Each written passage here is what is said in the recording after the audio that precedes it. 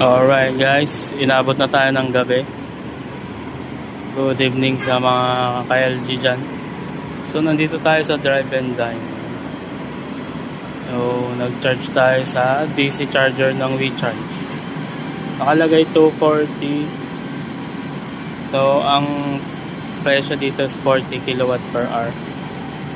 So tingnan natin yung actual na pumapasok dun sa sasakyan.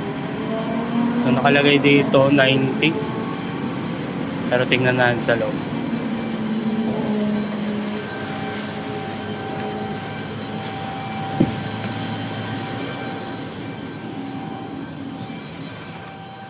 Alright. So ito 90. So far ito yung pinakamabilis na napunta akong charging station. Ayan. So 10%. So bumababa siya.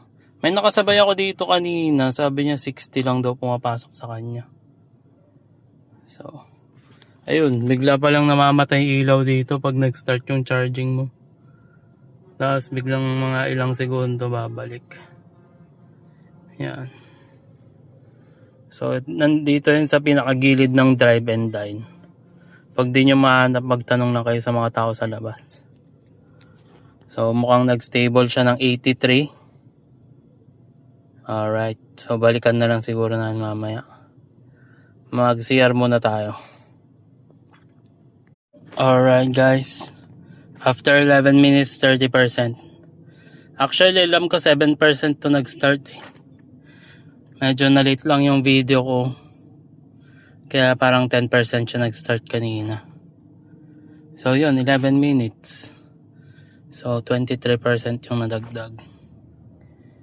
So yun nga lang, medyo pricey. 40 pesos per kilowatt hour.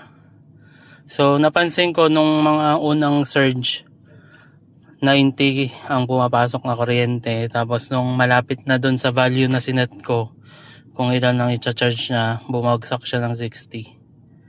So yun.